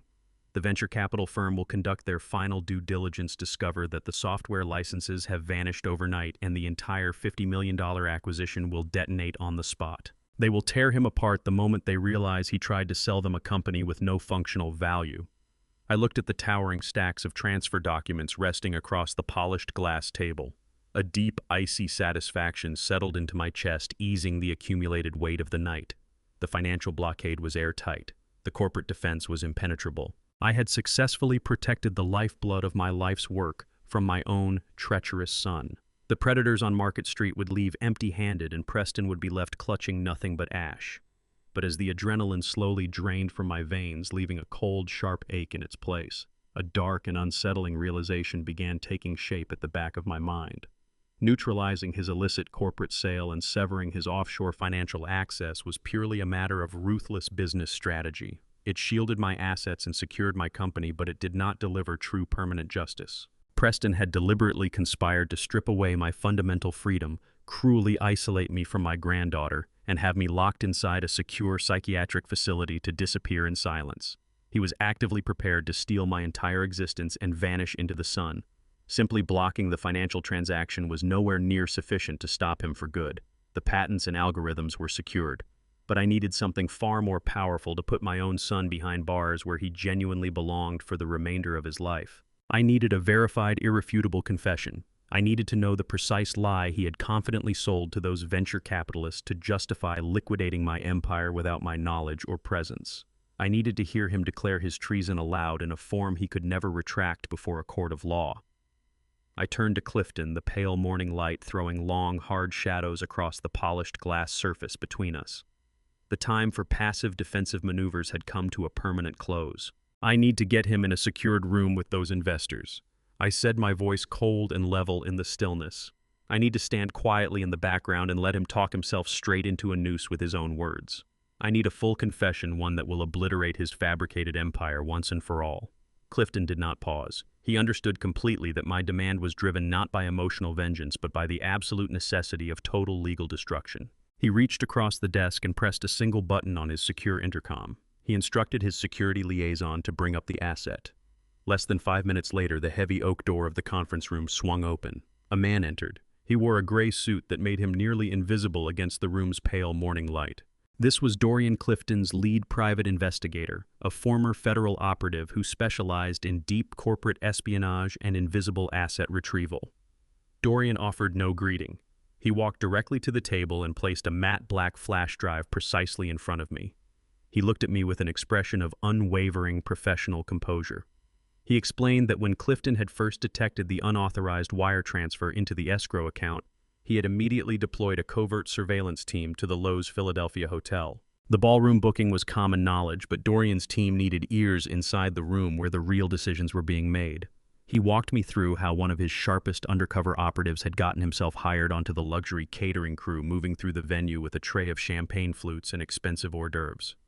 While working the room, the man had slipped a military-grade listening device beneath the heavy mahogany table inside the primary VIP lounge that sat just off the main ballroom, the one that had been cordoned off exclusively for Preston and the senior partners of the Market Street venture capital firm. Everything on that encrypted flash drive was raw and untouched, a complete audio record of their intimate self-congratulatory pre-sale gathering. I reached across the table and lifted the small black drive. The moment it settled in my palm, the weight of it hit me wrong, dense and wrong, like holding a shard of lead that had been cast from the wreckage of my family. I shook hands with Clifton, and Dorian acknowledged what they'd pulled off and stepped out of the law firm just as the first light of morning was bleeding across the sky. I pointed the sedan toward home and drove in total silence back to the estate. The house received me the way it always did now, with nothing. All that stone and space, all those rooms Eleanor and I had filled with a lifetime of living, reduced to a hollow shell broadcasting only the magnitude of my son's treachery. I went straight to the study, pulled the heavy double doors shut, and left the overhead lights off. A thin wash of pale daylight pushed through the velvet curtains, enough to see by barely. I crossed to the side table where the antique crystal decanter sat waiting. My grip was steady, which surprised me as I poured a generous measure of aged single malt scotch into a heavy crystal glass. I stayed where I was standing in the half-dark, watching the liquid hold what little light there was in the room. I was preparing myself consciously, deliberately, for the weight of what pressing play would mean. There was no road back from this. The moment those words entered my ears, whatever thread of fatherly faith I still carried would be cut for good. There'd be nothing left to shelter the possibility that Preston had panicked, acted rashly, made the kind of catastrophic error a man could one day explain. The recording would close that door permanently. It would tell me that the child I had given everything to, fed, shielded, shaped, and believed in, had grown into something without conscience, someone ready to auction off his own father for a wire transfer. I brought the glass to my lips and let the scotch burn its way down, using the heat to nail me to the present. Then I crossed to my desk and lowered myself into the leather chair. I inserted the flash drive into the secure port on the side of the laptop.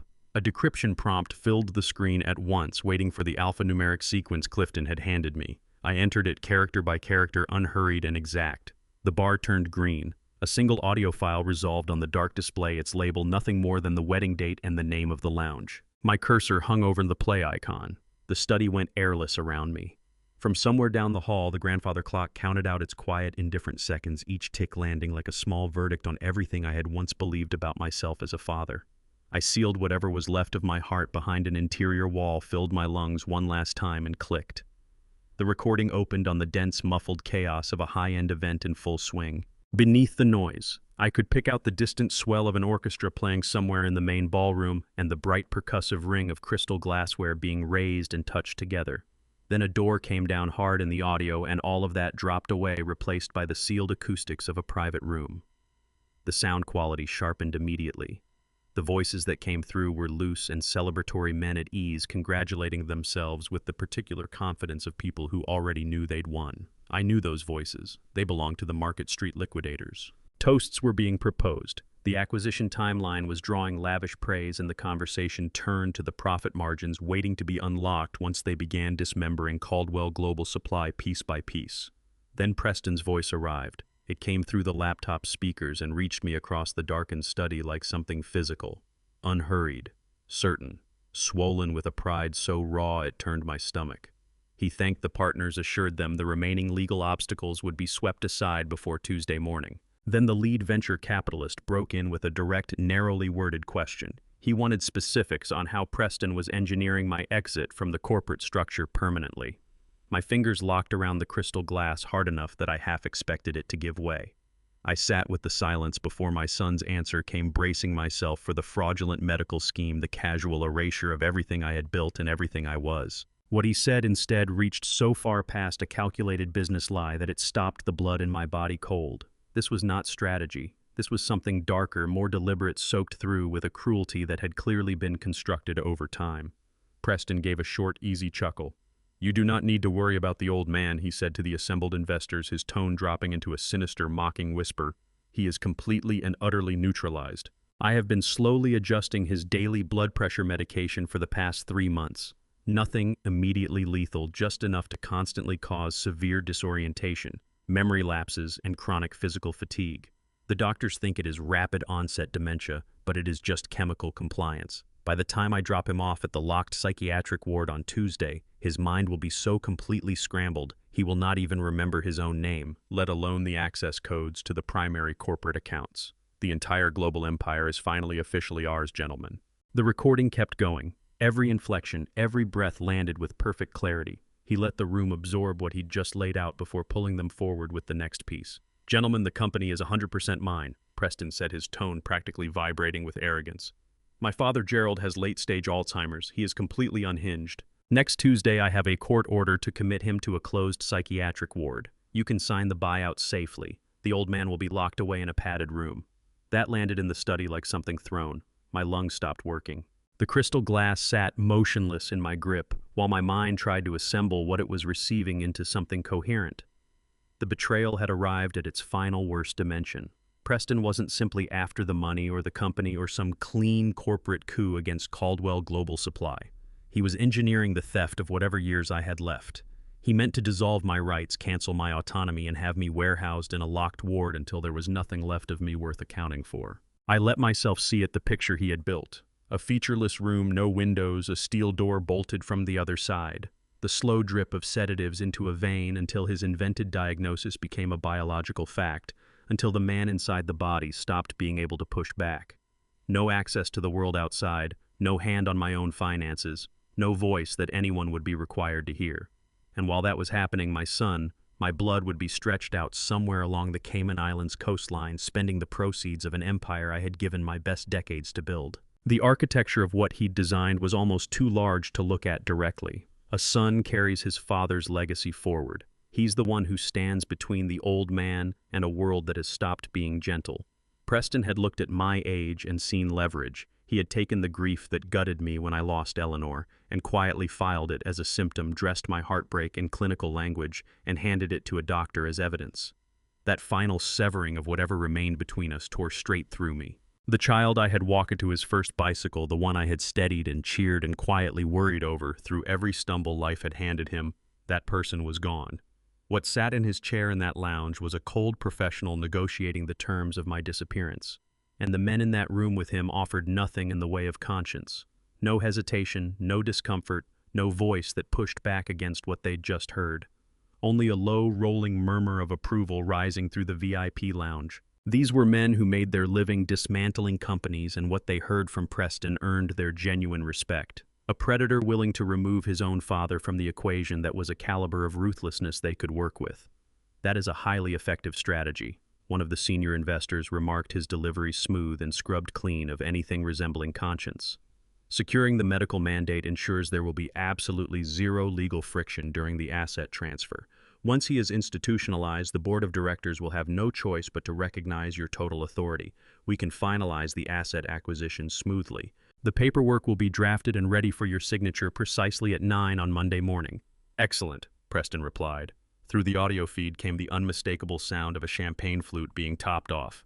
"By the time the ink dries on the sale documents, Renata and I will be miles away. We have already finalized the offshore accounts. The transition will be completely seamless." I sat rigid in my leather chair while the thin morning light threw long shadows across the mahogany desk in front of me. What I was hearing assembled itself in my mind with a terrible, unambiguous precision. My own house had become a cage, and my son had built it around me, one medicated day at a time. Every plate set before me, every cup of coffee Renata had poured with such apparent warmth, every capsule I had obediently swallowed across those 3 months. All of it had been part of a careful, sustained poisoning. They had been working on me from inside my own walls, engineering my deterioration to make the handover look clean. My wealth and standing would not protect me now. The only thing standing between me and that Tuesday deadline was my willingness to move first and move hard. On the recording, crystal clinked softly as the men sealed their arrangement with another round of toasts. "To the successful acquisition of Caldwell Global Supply," a voice rang out. "And to your early retirement," Preston added, his voice curling with venomous mockery directed squarely at me. I raised a trembling hand toward the keyboard, ready to cut the audio. I had what I came for. A clean, unambiguous confession, names, figures, a timeline, and a detailed medical conspiracy. Everything Clifton Mercer would need to take to federal authorities and put my son in a maximum security cell. The next call I made would authorize the final phase. But my finger never reached the key. Something changed in the audio. The polished wooden door of the Lowe's Philadelphia Hotel VIP lounge swung open and the celebratory noise in the room collapsed into an abrupt silence. The shift was immediate and charged. "Preston," a voice called out, soft, familiar, slicing cleanly through the tension that had just flooded the room. It stopped me cold. I knew that voice the way you know the sound of your own name. It had always meant something good to me. It belonged to a young woman I believed was home that evening, sitting out the event with her quiet nerves and her modest gathering nowhere near this place, nowhere near these people. I sat without moving as the distinctive swish of a heavy silk wedding gown dragged across the hardwood floor of the lounge, and a set of measured footsteps made their way toward the center of the room. It was Cassidy. My granddaughter, my trusting, beloved Cassidy, had just walked into that room.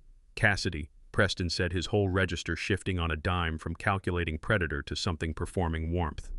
"What are you doing away from the main ballroom? The investors are just finalizing the last details." "I wanted to make sure everything was proceeding exactly as we planned," Cassidy replied. The voice that came back bore no trace of the gentle, anxious girl I thought I knew. What I heard instead was composed, clipped, and carrying an authority she had never once shown me. I brought the laptop speaker closer and felt my pulse hammering against my ribs as what I was hearing began to take shape. "The paperwork is ready for Monday," Preston assured her, steady and practiced. "The old man is completely sedated back at the estate. He missed the entire evening just as you predicted." "Excellent," Cassidy said, her voice landing clearly through the hidden microphone. "Because if we are going to liquidate grandfather's empire and disappear to the islands, I need absolute confirmation that the Market Street funds will clear before Tuesday morning. I am not boarding that plane until the $50 million is safely locked in our Cayman accounts." The room tilted. The crystal glass slipped from my fingers and exploded against the hardwood floor. The betrayal wasn't limited to Preston and Renata. It had spread through the bloodline itself. My granddaughter, I thought for one horrifying second that she was the one who had engineered all of this.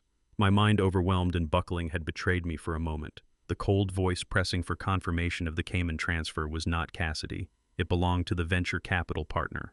But the sound of silk moving across that floor had been real, because what happened next was a different pair of footsteps, hurried, stumbling, rushing into the center of that private lounge. Every sound in the room stopped. The crystal went quiet. The self-congratulatory laughter choked off instantly in the throats of those men.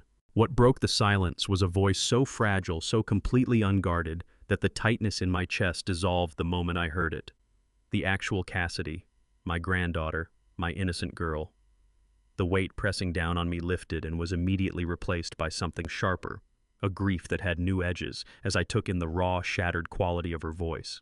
She could barely breathe. She was fighting to push words through the sobs that kept overtaking her. "Where is he?" She demanded the question, barely holding together. "Where is Grandpa? Why is he not here? You promised me he was coming. You said his car was already on the way." Every bit of that anguish was real. Nothing in her voice was performed or measured. She had no part in what these people had constructed. She was not their partner. She was another piece they had moved across the board, handled as carelessly as they had handled me. Preston tried to answer, but the arrogance was gone. He stumbled, caught without a ready lie, blindsided by her appearance.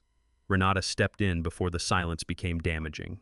Her voice flowed into the audio with a practiced warmth that made my gut turn over. "Oh, sweetie." Renata cooed, leaning into a grief that wasn't hers, pitching her voice at a register designed to reach both Cassidy and the men watching from across the room. "Do not cry, darling. It is going to ruin your beautiful makeup. We did not want to tell you and ruin your special day, but there was an emergency at the house this morning." "What emergency?" Cassidy gasped, the panic in her voice total and uncontrolled. "Is he okay? What happened to Grandpa?" Renata drew a long, expertly timed breath of fabricated sorrow.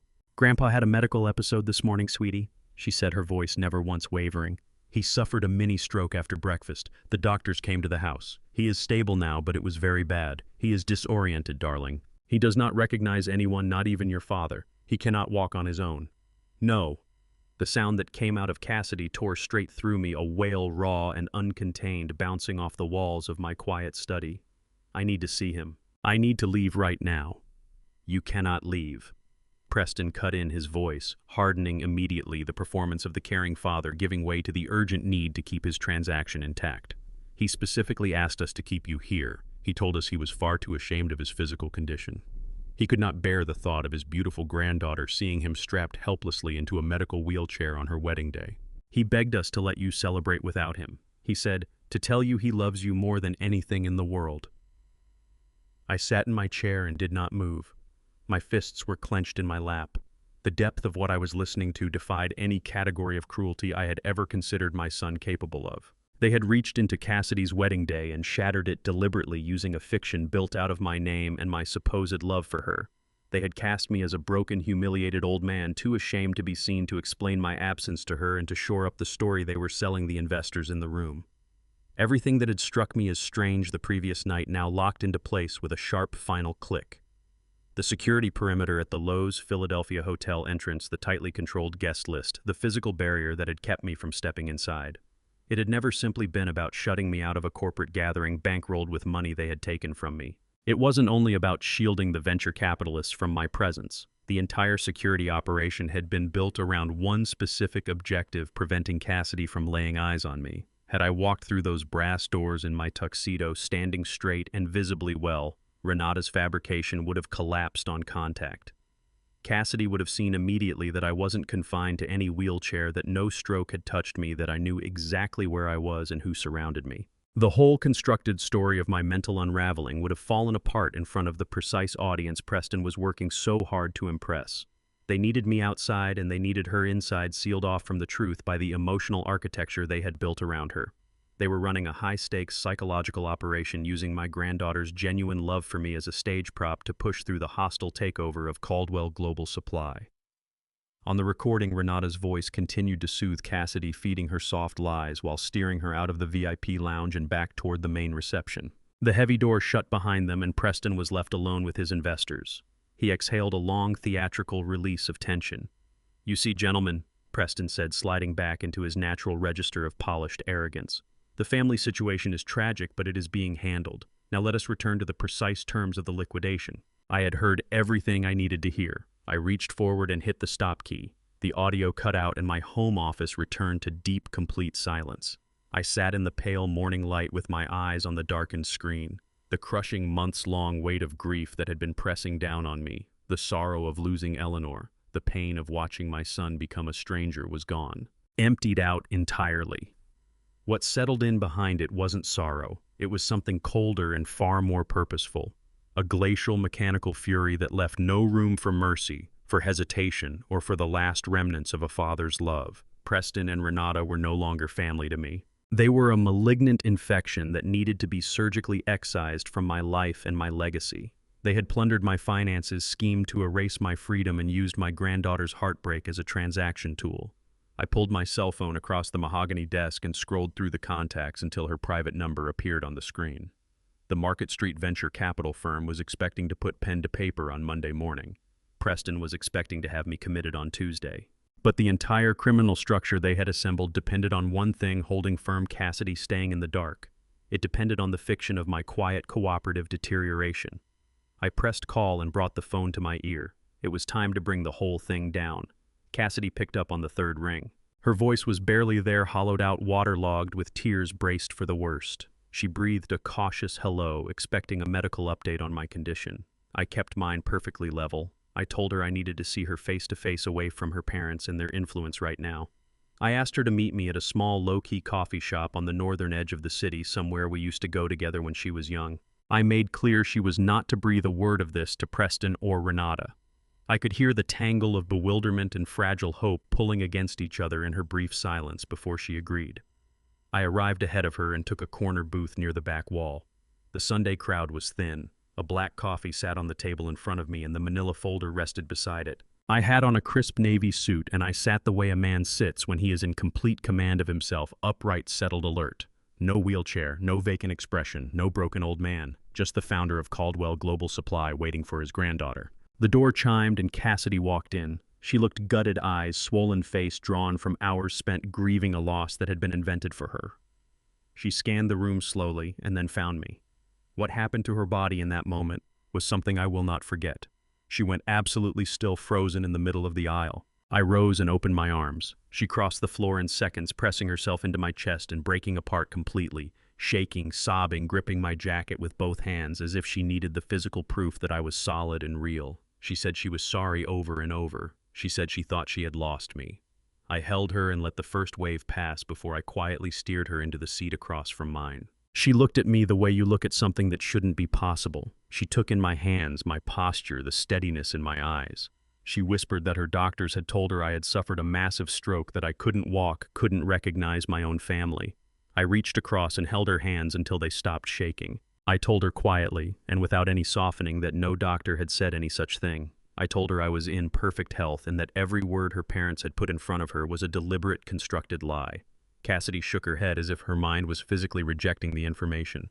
"Why would they do that?" she asked, her voice breaking. "Why would they keep you from my wedding over something so cruel?" I did not reach for gentle language to cushion what was coming. She was an adult, and she deserved the unobscured truth about the people who had raised her. I opened the manila folder and began placing documents in front of her one at a time. Offshore routing numbers, the full record of the wire transfer that had stripped my liquid assets clean, the registration of a Cayman Islands shell company carrying her mother's maiden name. I walked her through how Preston had fabricated a federal audit to frighten me into surrendering my finances without resistance.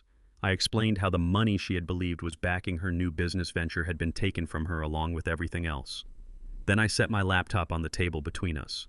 I told her about the military-grade listening device that Clifton's operative had placed inside the Lowe's Philadelphia Hotel VIP lounge, and I told her that what she was about to hear would be the hardest thing she had ever had to sit through, but that it was the truth in her father's own voice, unedited and undeniable. I pressed play. Cassidy sat without moving as the audio filled the space between us. She heard the crystal ringing. She heard the loose, self-satisfied laughter of men who thought they had already won. And then she heard her father's voice, unhurried and certain, walking a room full of investors through his plan to keep me chemically impaired on altered blood pressure medication and have me locked inside a closed psychiatric ward before Tuesday. She heard him guarantee a clean $50 million buyout while I faded away in a padded room. The color left Cassidy's face entirely, but the recording kept going. She heard her own voice break into that room, desperate searching, asking where her grandfather was. And then she heard her mother answer, soft and practiced, building the story of my stroke with the quiet confidence of someone who had rehearsed it, sketching a portrait of a shattered old man, too humiliated to be seen. She heard Preston steer her grief back toward the ballroom so he could return to his deal without interruption. I stopped the playback and closed the laptop. The silence between us at that table had real weight to it. Cassidy stared at the dark screen, her breathing shallow and unsteady. What she had understood to be the ground beneath her was giving way in real time. The love she had grown up inside, the trust she had treated as the fixed point of her life, all of it was being revealed as something built on rot. She was arriving fully and without escape at the true scale of what they were. Her wedding, the most significant day of her life, had been nothing but a polished, expensive financial smokescreen. A corporate networking event dressed in flowers and champagne designed to bring the men who intended to carve up her grandfather's company into one room while that grandfather was kept outside in the dark. Her parents had borrowed her happiness to stage the whole performance using her wedding day as cover, while they worked to have me erased and make off with a stolen fortune. For several long minutes, Cassidy said nothing. She sat with it. I watched what was moving across her face, the grief beginning to drain away the confusion and the heartbreak hardening beneath the surface into something else entirely. The tears stopped. Her spine straightened, taking on the same rigid, unyielding bearing I had carried since uncovering the conspiracy. The devastation that had lived in her eyes hardened and sharpened into a pure glacial fury that was the precise mirror of the cold fire burning inside me. She was a true Caldwell, and the Caldwell blood ran deep. Cassidy lifted her hand and methodically cleared the last of the moisture from her cheeks with the back of her wrist. She pulled in a long, grounding breath and let it out slowly. Then she looked straight at me. "Grandpa," she said, her voice dropping into a smooth, dangerous calm. "What time is the board meeting tomorrow? I want to watch them burn." I gave her a smile, a terrible cold smile that matched her exactly. I told her it was set for 900 sharp. We spent the whole of that long Sunday afternoon mapping out the strike in precise detail. Cassidy did not go back to the estate she shared with her new husband, a man Preston had handpicked to serve his corporate ambitions. Instead, she disappeared into a luxury suite I reserved under a corporate alias. Clifton Mercer worked through the night locking down the emergency injunctions and coordinating with his contacts at the Federal Bureau of Investigation. By the time Monday arrived, every piece was in position. I dressed with surgical precision, my sharpest tailored midnight blue suit, a crisp white shirt, a crimson tie. Nothing about my appearance suggested a man in cognitive decline. I looked like the undisputed founder and controlling authority of Caldwell Global Supply. When my private driver pulled up to the gleaming glass facade of the corporate headquarters, Clifton Mercer was already posted at the entrance. Flanking him were two composed men in dark, immaculate suits with discreet earpieces. Special Agents Brixton and Vance from the Federal White-Collar Crime Division. They had gone through the unedited audio recordings and the forged medical documents the previous night, fully briefed, fully authorized. Warrants in hand and ready to move. Cassidy climbed out of the vehicle behind me, a sharp dark blazer fitted across her shoulders like professional armor. Nothing remained of the weeping bride from the day before. We passed the reception desk without stopping and rode the private elevator straight to the top floor. The display counted upward, ticking off the final seconds of Preston's counterfeit empire. We stepped out into the carpeted hallway leading to the main glass boardroom. It was 8:55 in the morning. Through the frosted bands along the glass walls, I could make out the shapes inside. Preston had positioned himself at the head of the massive mahogany table, a seat he had claimed prematurely. Renata sat beside him, wearing the satisfied expression of someone who believed the last obstacle had already been removed. Arranged along the table were the senior partners from the Market Street venture capital firm, the same men who had raised their glasses to my institutionalization less than 48 hours ago. Thick portfolios holding the $50 million sale contracts sat in front of each of them. Expensive pens were hovering over the signature lines. They were seconds away from completing the largest theft of my life.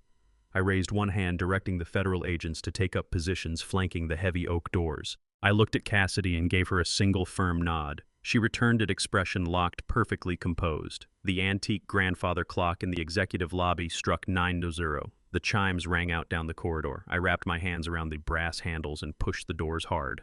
They swung open and cracked against the interior walls. The sound exploded through the quiet boardroom like a shot. Every head snapped toward the entrance at once. I walked in at an unhurried, deliberate pace, posture, straight eyes fixed on my son. Clifton Mercer stepped in smoothly to my right, briefcase in hand. Cassidy came in on my left chin level, radiating a still and lethal composure. The two federal agents entered behind us and took up positions inside the doorway, cutting off the exit.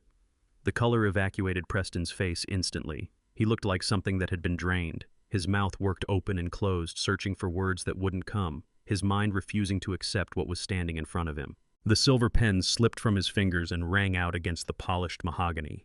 "Dad," Preston stammered, his voice cracking into a thin, pathetic register. "What are you doing here? You are supposed to be resting." The nerve it took to deliver that line, even as his world was visibly caving in around him, stoked the righteous fury that had been building in my chest for months. Renata had gone completely rigid, her eyes cutting frantically between me, the federal agents, and her own daughter. She looked terrified. The venture capitalists sat stiffly in their chairs, rapidly grasping that the clean, lucrative acquisition they had been sold was disintegrating in front of them in real time. I offered no greeting. I did not raise my voice. I crossed directly to the head of the table and stopped inches from where Preston sat. I pulled a thick, heavily stamped file from inside my jacket, the fraudulently obtained power of attorney, the forged medical evaluation, and the injunctions Clifton had prepared. I lifted the stack and brought it down hard on the center of the mahogany table. The crack it made bounced off every glass wall in the room and sent the venture capitalists lurching back in their seats. I leaned forward, hands flat on the table, face close to my son's. "I am not here to rest, Preston," I said, my voice carrying nothing but cold, measured weight. "I am here to clean house." I shifted my attention to the investors. "I suggest you gentlemen put your pens away immediately." I told them, the civility in my tone doing nothing to conceal the menace underneath. "The $50 million acquisition you are attempting to finalize rests entirely on fraudulent documents, stolen corporate authority, and a criminal conspiracy to commit an elderly man to a psychiatric facility without his consent. Furthermore, as of Friday night, Caldwell Global Supply no longer holds a single proprietary algorithm or logistics patent. The digital assets you believed you were purchasing have been legally extracted and secured within a private holding company. What you are currently attempting to buy is a completely empty, functionally worthless shell." The lead venture capitalist turned a deep, furious shade of crimson, his glare swinging hard toward Preston as the full scope of how badly they had been played began to land. Preston pushed back from his seat, hands shaking, eyes going to the door. "You cannot do this," he whispered, sweat breaking across his forehead. "I am the acting executive. I have the legal authority." Clifton Mercer stepped forward and opened his briefcase with a sharp click. "You have absolutely nothing," the lawyer said, his voice stripped of all warmth. "I am officially serving you with an emergency federal injunction stripping you of all corporate titles effective immediately." Agent Brixton moved in, drawing a pair of steel handcuffs from his belt. "Preston Caldwell," the agent announced, his voice filling the silent room. "You are under arrest for federal wire fraud, corporate embezzlement, and criminal conspiracy.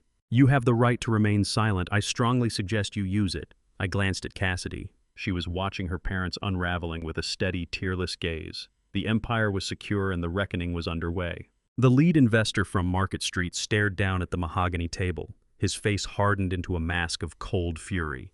He set his expensive pen beside the unsigned $50 million contract with deliberate calm. Clifton Mercer gave him no time to regroup. He reached into his briefcase and withdrew a crisp, officially sealed legal document, placing it directly in front of the lead venture capitalist. "I strongly suggest you read the specific addendums regarding intellectual property," Clifton said, his voice carrying the quiet authority of someone who holds every card. "The company your team spent months evaluating no longer exists in any functional capacity. The Caldwell Global Supply infrastructure has been entirely stripped of its proprietary routing algorithms, its custom supply chain management software, and its full portfolio of international logistics patents. Every piece of essential technology required to operate the shipping fleet was legally severed from the primary corporate body on Friday evening. Those assets belong exclusively to Gerald. What you are looking at is a hollow shell, empty warehouses, and idle delivery trucks. Preston promised you a global empire. What he was actually selling you was an empty cardboard box." The senior investors needed nothing further. They were ruthless men, but they were not reckless ones, and they recognized a catastrophic liability the moment it was placed in front of them. The lead partner seized the $50 million buyout contract in both hands and tore the thick stack cleanly in half. He threw the pieces directly at Preston's chest. "You arrogant, stupid boy," the investor hissed, his voice shaking with barely contained fury. "You have wasted our time and torched your own career in a single morning." The men rose as one snatched their briefcases and cleared the glass boardroom without a backward glance, leaving the wreckage of Preston's corporate ambitions strewn across the floor.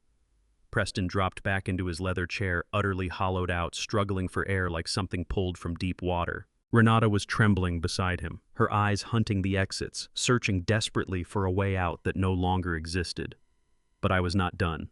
I reached inside my suit jacket and drew out a small matte black flash drive. I set it on the polished table and let it slide to a stop directly in front of my son. "That drive holds the unedited, high-fidelity audio from your private gathering in the Lowe's Philadelphia Hotel VIP lounge," I said, my voice settling into a smooth, glacial quiet. "It captures your manufactured medical strategy in full detail. I heard every word, Preston. I heard you boast about tampering with my blood pressure medication. I heard your precise, methodical plan to strip me of my rights and leave me in a locked psychiatric ward. I heard you brag about the offshore accounts in the Cayman Islands." Renata let out a sharp, hysterical cry and buried her face in her hands as the full weight of their exposure came crashing down on her. The two FBI agents who had been holding their positions by the oak doors moved swiftly into the center of the room. The cold, metallic click of handcuffs cut through the silence. Agent Brixton took Preston firmly by the shoulder, pulled him out of the chair, and wrenched his arms behind his back. "Preston Caldwell," the agent declared, his voice filling every corner of the room. "You are under arrest for federal wire fraud, massive corporate embezzlement, and criminal conspiracy. You have the right to remain silent. Anything you say can and will be used against you in a court of law." Preston broke down completely, his knees giving way as the steel locked around his wrists. He looked diminished, all the expensive posturing gone, nothing left but a frightened man coming apart in front of people who had every reason to watch. "Please, Dad," he begged, tears running down his pale, damp face. "Please stop this. I am your son. We can fix this. I will give everything back." Before I could say a word in response to his pleading, Cassidy stepped forward from where she had been standing. She moved in a slow, deliberate arc around the far side of the table, her bearing radiating a composed and lethal calm. She stopped directly in front of her mother. Renata looked up with desperate, searching eyes, hoping to find some trace of mercy in her daughter's face. Cassidy gave her nothing. Instead, she reached up to her ears and unclasped the heavy, sparkling diamond earrings she was wearing, the extravagant wedding gift Renata had bought using funds stolen from my accounts. Cassidy set them on the mahogany table. They landed with a sharp, dismissive clatter beside the torn remains of the contracts. "I am moving in with Grandpa," Cassidy said, her voice even and entirely stripped of warmth. "You are absolutely dead to me." The agents began moving Preston toward the boardroom exit. He dug his heels in, fighting their grip with the frantic, flailing energy of a man who has finally understood what is happening to him. His eyes found mine across the length of the polished table. "Dad, please do not do this to me," he wailed, his voice splintering into something high and raw. Show some mercy. You cannot just lock me out of my own life. I stood straight and buttoned my jacket with unhurried, deliberate hands. I thought of the brass entrance doors of the Lowe's Philadelphia Hotel. I thought of standing on cold pavement held back by security while my own family celebrated my destruction on the other side of the glass. I held my son's gaze and felt nothing but a cold, final clarity. "You are not on the list, Preston," I said, my voice cutting clean through his sobbing. There was obviously a terrible mistake. I turned my back on him without hesitation. I offered my arm to Cassidy. She took it and held her head high. Together we walked out of the glass boardroom, leaving the ruins of his false empire behind us without a second glance. We stepped into the private elevator, leaving the shouting and the handcuffs to the people whose job it was to handle them. Standing on my balcony, looking out over the Delaware River, sipping black coffee with Cassidy beside me, I arrived at the hardest truth of my 70 years. Blood makes you related, but loyalty, respect, and integrity are what make you family. We spend our lives constructing empires to leave to our children, convinced that our sacrifices will hold their love in place. But greed is a vile cancer that can hollow out even the deepest roots. Never apologize for defending your dignity and your legacy. Sometimes the only way to preserve the family tree is to cut away without mercy the branches that have turned to poison. If you've stayed with me this far, I want to thank you for that. Not everyone has the patience to sit with a story this heavy, and this one was heavy in ways I still feel. Looking back on everything, the locked doors at my own granddaughter's wedding, the medication tampered with in my own home, the slow and calculated dismantling of everything I had built. What strikes me most is not the anger, it's the grief. Losing a son is one kind of loss. Discovering he was never quite the man you believed him to be is something else entirely. I believe God allowed me to see the truth before it was too late, not as punishment for anyone, but as a mercy extended to me. The cost was steep. The clarity it bought was worth every cent. These are the lessons I'd want any father, any grandfather to carry forward. Never sign authority over your life's work without a trusted attorney who answers only to you, not to family, not to sentiment. If something feels wrong in your own home, trust that instinct. Your gut is not being dramatic. It is trying to protect you. Shield the people who are innocent. Cassidy didn't ask for any of this. Protecting her was not a strategy, it was the only decent thing left to do. And remember, loyalty is earned over time, not assumed by blood. The ones who stand beside you when it costs them something, those are your family. These grandpa revenge stories and father stories like mine aren't told to stoke bitterness. They're told because somewhere out there, someone is sitting alone wondering if they're the only one who has been used by the people they loved most. You are not alone. If today's story stirred something in you, leave a comment and tell me what it brought up. Share it with someone who might need the reminder that it's never too late to stand up for yourself. And if you haven't yet, I'd be honored to have you subscribe to Grandpa's Revenge. There are more stories where this one came from. Thank you for listening. I'll see you in the next one.